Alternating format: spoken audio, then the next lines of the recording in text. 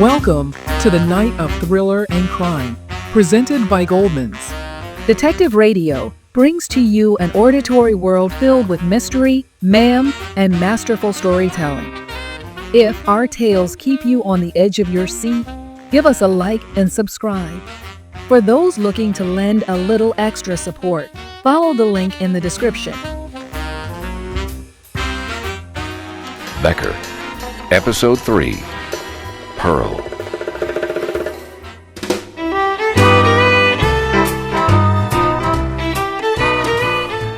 (1923) July. Our anniversary. The Queen of the Rockies and I. She's a grand hotel. I am her protector. Becker's the name. Just Becker. House detective. It's been 2 years now since I came to the Queen. A couple of long-suffering friends thought it would take my mind off the past, help me forget the accident, and keep me away from the booze. I guess they must have been right, because it's worked pretty well. It still gets lonely at night, but then there's always something happening to take your mind off things, to protect you from your memories. I was doing pretty well, I thought. I sure didn't expect the past to get up off the mat and drop me with a sucker punch.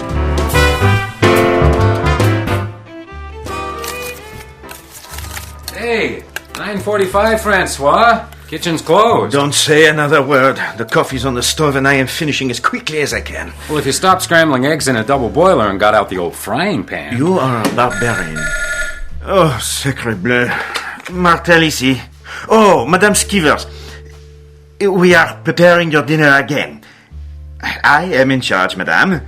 I am the chef. As you wish, madame. Good night.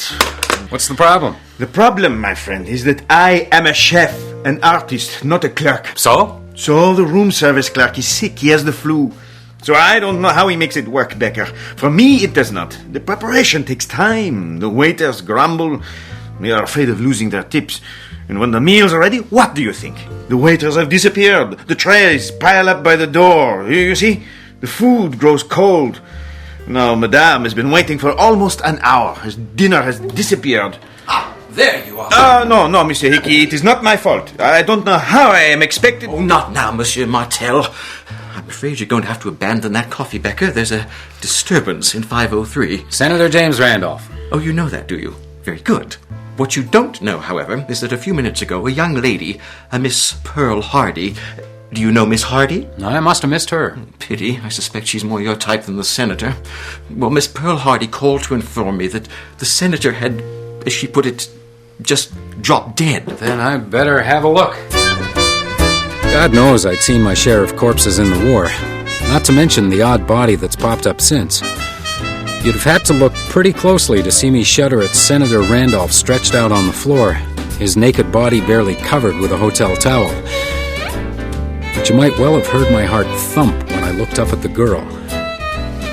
She was about 25. She'd obviously dressed quickly, and she hadn't given a thought to her makeup. Her lips were quivering and her hands shook, but her blue eyes shone out from her pale face, and she managed a crooked smile. It was that look that did it. For a moment, she might have been the twin of a woman I once knew. A woman I was trying hard to forget. I must look a fright. You look like a lady who's just had someone drop dead in her lap. How'd it happen? I don't know. He got up to go to the bathroom, that's all. He was telling a joke, laughing, and then suddenly he seemed to lose his breath. He leaned forward to grab the back of that chair. I thought he was going to sit down, but he just kept leaning further and further, and then he was falling, and the chair snapped. And you were in bed the whole time? You didn't move to help him? I didn't realize. It was very quick. Quite a feast you were planning. What? Scrambled eggs, fruit salad, champagne. Mum's 87. You mind? Go ahead. Shouldn't let things go to waste. Oh, coffee's cold. Well, nothing stays hot forever. I'm sorry. I say these things. Your friend was a United States Senator. He was important then? Yeah, you could say that. Rich? Look, Miss Hardy, if you're even thinking about profiting from the senator's death, forget it. The hotel has rules against it. Rules are for chickens, Becker. Oh, I'm sorry. It's not the right place for a joke, is it? Rules are for chickens. Oh, boy. I'd heard that before. It's not that I'm a stickler for the rules, anybody's rules, but I'd been around long enough to know that people who expressed that particular sentiment in that particular way were riding full tilt towards the cliff. Pearl Hardy may have been tough, but she really had no idea what she might be getting into. For the moment, I had the overwhelming desire to forget that body lying on the floor and protect her. Are you serious, Becker? You want me to lock her up? There's no evidence. He was out for a good time, that's all. And what do you think she was out for? I think that lady's been working your hotel. You didn't know it, and it's got your goat. The senator was a very important married man, Neil. He died in the arms of a very young woman, not his wife. She's already figured out that someone's going to pay to keep her quiet. If it happens, call. We'll throw her in a cell. For the moment, however, she's free. You do realize that this girl may be in some danger. Senators are very powerful in America. Becker? Protective custody. For a few days. Look, there'll be a medical examination, and then the case will be closed. What's this desire to protect her, anyway? I don't know, she struck a chord. Well, if you want to lock her up, I guess you'll have to prove the senator was murdered, and she's not going to thank you for that. You notice a red mark on the senator's upper left arm? I told you, I haven't got the medical report yet. Well, let me know when you do. You got an idea? No more than you do. But I'm still looking. They say the Mounties always get their man. What they don't tell you is how long it takes them. He was right about one thing, though. I was going to have to prove that there was more to the death of Senator Randolph if I was going to stop Miss Hardy from digging herself in deeper. For the moment, however, I had to put that aside and check in with Mr. Hickey. Nothing's ever simple. Oh, come in, Becker. Glad you could make it. Well, I'd like to introduce Mr. Harrington. Mr. Harrington? Mr. Harrington is Senator Randolph's deputy... executive assistant and attorney to the Randolph family. I understand you found the senator. Not exactly. Not exactly, Becker? Senator Harrington had a guest. A woman? I believe that's true. What exactly was going on? Oh, you'd have to ask the lady. I will, if you tell me who she is. I'm not sure that we should. Senator Randolph was the chairman of the Senate Committee on Foreign Relations. That's the United States Senate? Yes, Becker, that's the United States of America, on whose interests Senator Randolph is visiting your charming country. If it comes out that the senator died in bed with a young lady, it would prove the end of some very delicate negotiations. Negotiations which could be crucial to the future of the civilized world. And the people with whom you're negotiating, they'd pull out on a question of personal morality? They'd pull out on a question of security, Becker. Now, I'd like to meet the young lady, and I think she'd like to meet me. Everyone has their price? Becker? I'll take her the message. You do that, Becker. Good day, Mr. Hickey. Oh, yes, good day.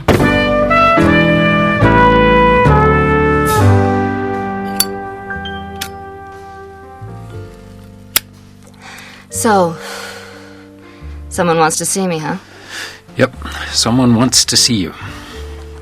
But you better think twice before you decide you've found the end of the rainbow. Worried about me, Becker? Look, Miss Hardy, a man died last night. You were with him. And you think that... Oh, Becker. I wouldn't ask for a penny. Because you know you won't have to. It's my job to protect the guests, Pearl. Them or me? Both. But I've got to tell you that right now, I'm a lot more worried about you. That's all that it is? What do you mean? I thought maybe you had a bit more than a professional interest. Let's stick to the subject, Miss Hardy. You're messing with some very powerful men with very strong reasons to ensure you keep quiet. All the better for me. If I were looking for a payoff, that is.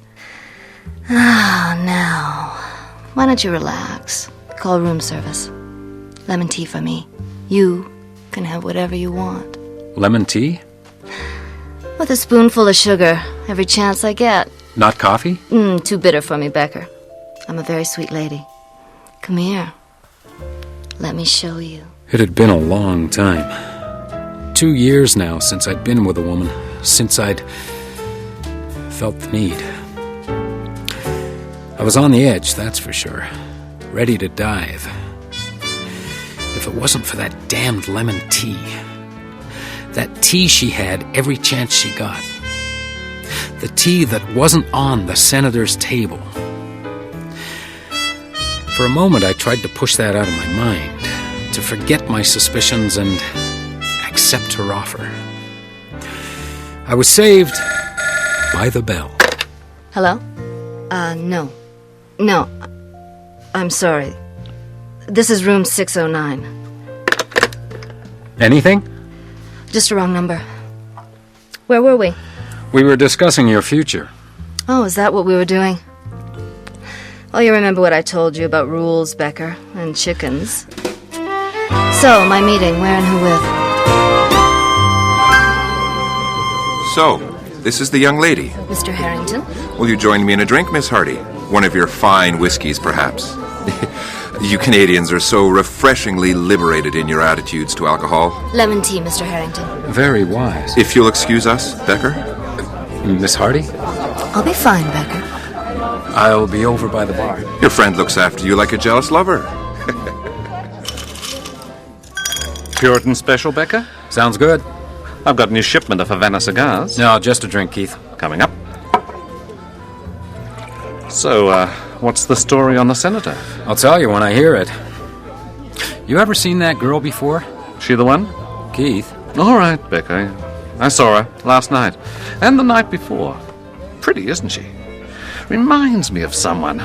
Always drinks lemon tea. Always wears the same dress. That's odd, don't you think? The tea or the dress? That girl's got class, Becker. She's 3 dresses a day.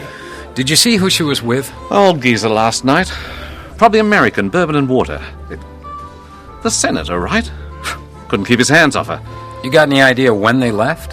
8:58. That's pretty exact for you, Keith. Just before my break. Mr. Hickey's new policy, Becker. You take your break at 9, or you don't take it.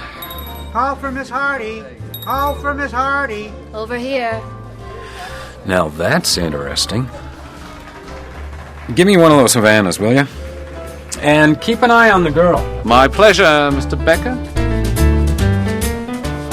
Hey, Jimmy. Jimmy, hold on for a moment. Hey, Becker, where you been? Here and there. Yeah? Well, you must have been more there than here. What can I do for you, Becker? Just a little information. I don't know, Becker. There's a cigar in it for you. Havana? The real McCoy. Let's see. When I get the information. You don't expect me to give out without I inspect the merchandise, do you, Becker? Well, okay, but... Havana. Very nice. I am ready to be corrupted. That message you just delivered. Her name's Miss Hardy, a girl with it, if I do say so myself. Where did it come from, Jimmy? A waiter. Which waiter? How should I know? Well, you work here, don't you? You don't understand these guys, Becker. They got the brains of a flea, the conceit of a maitre d', and they don't share their tips. I ignore them as much as possible. Look, Jimmy, it can't be that common an occurrence, a waiter sending a message to a guest. Maybe you need a little corrupting yourself, Becker. Happens all the time. Guests like protection, so they give the message to the waiter, to give to the bellhop, to give to whoever. Nobody knows who sent it. You know, I'm not sure that guy was a waiter. Oh, yeah? He gave me a tip. He could be an exception. Yeah, and pigs can fly. Yeah, well, okay, thanks, Jimmy. It wasn't really worth the cigar, but go ahead. You don't want to know the message? What's that going to cost me? Under normal circumstances, it would cost you a lot, Becker. But I'd hate for you to think you didn't get a fair trade for your cigar. Even if you get them for free at the bar. You're too cynical, Jimmy. Yeah. You spend your life staring rich people in the waist, and that's what happens. You get cynical. The message said, "What's happening? Remember your mine." The mine was underlined. Any help? Most help I've had all day. Hey, maybe we should go into business. Yeah, if you don't get fired for reading other people's mail first.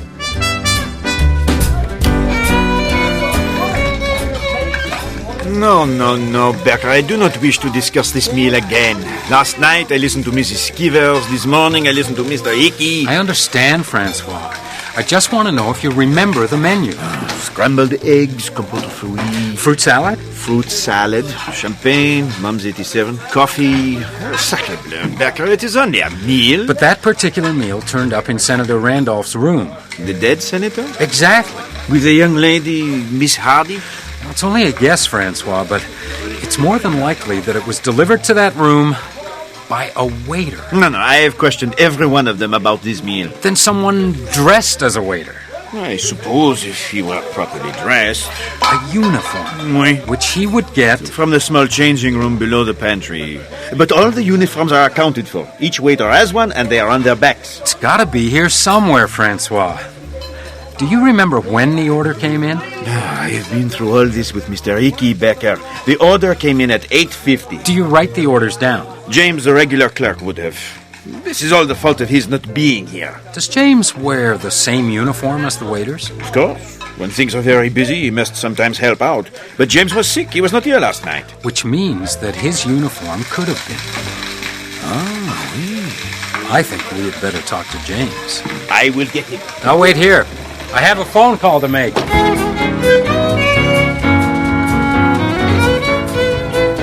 It only took a couple of minutes to get the information I needed from Sergeant Drake, but when I put the phone down, I had a pretty good idea of what had happened last night in 503. It didn't make me very happy, and I had a strong suspicion that what James, the room service clerk, was going to tell me would only make me feel worse. James, this is Mr. Becker. Everyone knows Mr. Becker. Sit down, James. I prefer to stand, thank you. What's this all about? Last night, a very important guest, an American senator, died in his suite. Yes, we heard it was a heart attack. Perhaps it was, perhaps it wasn't. We don't know. But we do know that just before he died, a tray he hadn't ordered was delivered to his room by a waiter, or someone dressed as a waiter. Do you know anything about this, James? I wasn't here. Ah, right. Flu, wasn't it? I don't know anything about what happened to the senator. You weren't here. That's right. I told Monsieur Martel... Tell me, James. Keeping in mind the fact that we may be talking about a murder. Someone took my uniform from the rack. Someone took your uniform, but you didn't report it? I was afraid... You were afraid of me? I've got a family back home. Right. Now, the uniform you're wearing now, it was returned? No, this belongs to a friend. I can't tell you who it is. It's all right. I know everything I need to know. And I won't be... With any luck, you'll have your clothes back tonight. And we will forget that this happened. But the next time... That's all. Go back to work, James. Yes, Monsieur Martel. Thank you, Mr. Becker. Oh, Becker. Poor James. I prefer to stand. His trousers were so tight he cannot sit down. He looks like a tango dancer. Damn. Becker, something is wrong? No, nothing is wrong. It's all coming together. I don't suppose there was any lemon tea on that order, the one that was stolen? Lemon tea? It's Miss Hardy's favorite drink. Is she so extraordinary, Miss Hardy? What do you mean? You know there was no lemon tea. Well, it was a long shot. There is something about her, Francois. She reminds me of someone I once knew before your time. Her name was Madeline Prescott. I have heard it. Yeah, I'll bet you have. People have long memories for some things. She was... Oh, hell, I can't talk about it right now. Are you in love with Miss Hardy, Becker? No. But I do want to protect her. I don't want to know what I know. Then you must forget about what you know. Go to your cabin and sleep. When you wake up, she may be gone. But I do not know that you will be any happier. Francois was right. It wasn't going to make me any happier. Besides, the truth is, I wanted to see her again. I wanted to see her out of this hotel and far away, before her chances ran out. I wanted her away from Harrington and the mysterious young man in the waiter suit. I wanted her away from me. So when Jimmy arrived in the kitchen to tell me she was back in her room, I figured it was time for tea. What's this? Tea. Lemon tea for two. That's sweet, but I don't have time for it anymore. Sit down and have a cup of tea. Mr. Harrington wants me out as soon as possible. And your friend? What does he want? My friend? What's happening? Remember, you're mine. Sounds like the jealous type to me. That young man has a passion for me, Becker. It's probably my fault. Well, it is my fault. But there's nothing I can do about it now. Do you remember whether you ordered lemon tea last night? What are you talking about? Ordered. Room service for you and the senator? I forget what we ordered. Scrambled eggs, fruit salad, champagne. Sounds possible. Coffee, but no lemon tea. That's interesting, don't you think? What are you getting at? What's even more interesting is that precisely that meal was ordered 10 minutes before you left the bar. It disappeared from the kitchen a short time later. Meaning? Meaning that you didn't order that food. I suppose it's possible we got the wrong order. I wasn't really in a position to notice. I don't think you ordered anything. Well, I don't know what I can do to convince you. I'm clean out of witnesses. Oh, not quite. Somebody delivered that order. Probably the same somebody who took it from the kitchen. Given the fact that room service was backed up and the chef scrambles eggs in a double boiler, we can estimate that was 9:20 at the earliest. That would put the order in the senator's room by 9:30, which is 10 minutes from the time you called to report the senator's unfortunate accident. You know, I'd be willing to bet that waiter was in the room when the old man... Oh, did I mention I've just talked with Sergeant Drake about the coroner's report? There was significant bruising to both his upper arms. Almost as if someone grabbed him. I tried to break his fall. But you told me you were in bed the whole time. Put that down. Becker! Yes? No, you ain't got the wrong number, kid. We're very busy right now. You know what I mean?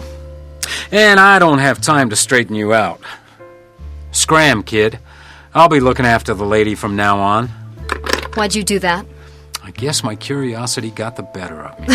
You're ridiculous. I've got to go. I'm afraid you just lost your last chance, Pearl. Besides, I think it would be polite if we both were here when he arrived. What makes you think he'll come? He'll be here. In the meantime, why don't you entertain me with the real story? Why don't you entertain yourself? Okay. First of all, you've only got one dress, but you don't read poor to me, so... Well, you probably left someplace in a hurry. You got this far and you ran out of cash. Someone stole my suitcase. No, you'd have reported that. And you'd have certainly replaced the dresses. No, I figure you and your boyfriend. So now he's my boyfriend. My guess is that the two of you decided to improve your luck by shaking down an old man. You'd get him into bed, and then your friend... What's his name? You mean you don't know that? All right. Your friend would arrive at the door with a late supper. Courtesy of the management, perhaps? I'm guessing he has some experience as a waiter.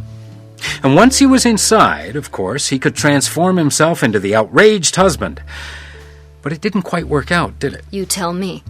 I thought you might appreciate the chance to spill the beans before our guest arrives. Why would I appreciate that? I might put in a good word for you. That's not a great deal, Becker. Yeah, I know what you mean, but that's it. Oh, this is so unfair. What do you want from me? The truth, Pearl.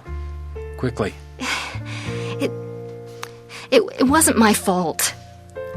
The senator let him in, and I came to the bedroom door. I was wrapped in a sheet. I guess it was stupid, but I swear I didn't...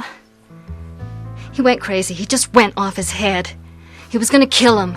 But the senator had a convenient heart attack. It was terrible. But you managed to conquer your qualms enough to stick around for the payoff. It wasn't like that. But your friend had to hide out. Unfortunately, he left dinner behind. He panicked. He ran away. But you stayed. Yeah, what else was I going to do? He was a sweet old guy, the senator. I couldn't just leave him lying on the floor, especially like that. So I cleaned up what had to be cleaned up and called the manager, and before I knew it, you were there. It was you who gave me the idea. I didn't know he was that important until you told me. And then I realized I wouldn't have to do anything. It would just come to me. And I could get away. Free and clear. But now he wants back. He's ruined the whole thing. It's not fair, Becker. You've got me, and he's going to get away with it. He'll be back. No, he's gone. Anybody'd know this was a trap. That boy's fixed on you, Pearl. He's going to walk right in. What makes you so smart? Let's just say I know what it's like to be fixed on someone. I thought you might be a little fixed on me, Becker. Yeah, well, I knew a woman a couple of years ago who looked a lot like you. Oh, listen, Becker, I I could. Room service. Danny, good to meet you. I never did see Pearl Hardy again. Not after I turned her and Danny over to Sergeant Drake. Not that he was able to hold her for long. The senator's death was ruled the result of natural causes, and Pearl disappeared, with whatever she got from Harrington. I suspect a little bit of diplomatic pressure was applied. It turned out Danny had been a busboy here at the Queen for the summer a couple of years ago. He got 30 days for impersonating a waiter and borrowing a couple of meals. I guess it gave Pearl enough time to get away. As for me, I am left with a couple more memories I could do without. They get harder to ignore. But then I figure you can't protect yourself from yourself. You can't protect anyone from themselves.